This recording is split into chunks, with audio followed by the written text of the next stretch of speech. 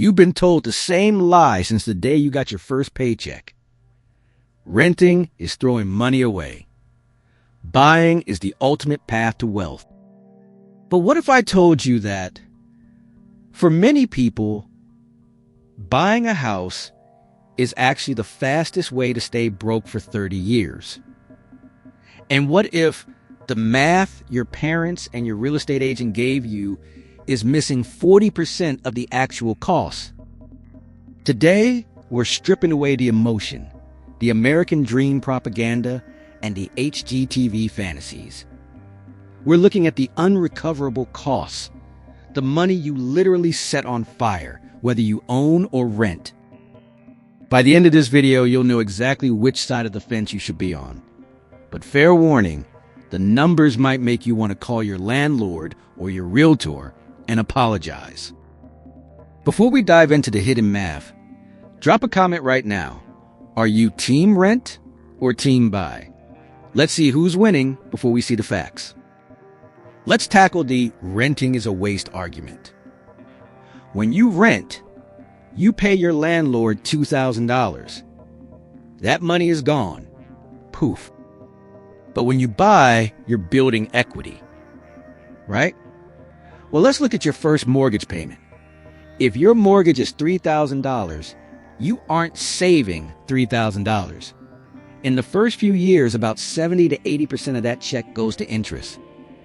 That is money you are giving to the bank. It's gone. Poof. You also have property taxes. Gone. Homeowners insurance. Gone. Maintenance. Gone. In the world of finance, we call these unrecoverable costs. Here's the breakdown. Rent is the maximum you will pay for housing this month.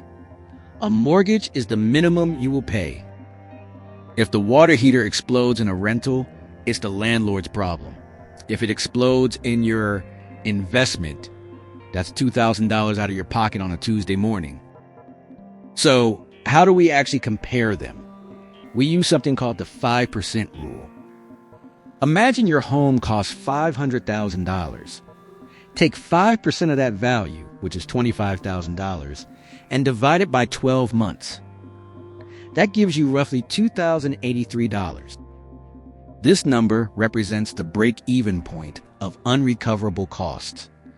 If you can rent a similar house for less than $2,083, you are technically winning by renting and investing the difference. I know. But houses appreciate. Let's get deep for a second. Over the last 100 years, adjusted for inflation, U.S. housing has appreciated at about 1% per year. The S&P 500, about 7%. If you take your $50,000 down payment and put it in the stock market instead of a house, in 30 years, that money could grow to over $380,000 without you ever picking up a paintbrush. Does that change your perspective? Type math in the comments if this 5% rule just blew your mind. Most people forget the entry and exit fees. When you buy, you pay 2 to 3% in closing costs. When you sell, you pay 5 to 6% in agent commissions. On a $500,000 home, you just burned $40,000 just to move in and move out. You have to live in a house for at least 5 to 7 years just to break even on those fees. But here's the biggest cost. They don't tell you. Geographic lock-in. When you're young and you rent, you are mobile. If a job in another state offers you a 30% raise, you pack your bags and go. If you own a house, you're anchored. You might pass up a $200,000 career jump because you're worried about your 3% mortgage rate or selling your home in a down market. Sometimes the wealth isn't in the bricks. It's in your ability to move toward opportunity. Now, I'm not saying never buy. Buying is a forced savings account. Most people are bad at investing. If they don't have a mortgage, they don't invest the extra cash. They spend it on a new car or vacations. Buying wins when You're staying put for 10 plus years? You've run the 5% rule and the math favors ownership? Or you want lifestyle control? No landlord can tell you that you can't have a dog or paint the walls midnight navy. But don't call it a great investment compared to the market. Call it what it is, a prepaid housing plan with some tax perks. Real wealth isn't about following a script written in the 1950s. It's about understanding where your money goes to die and where it goes to grow.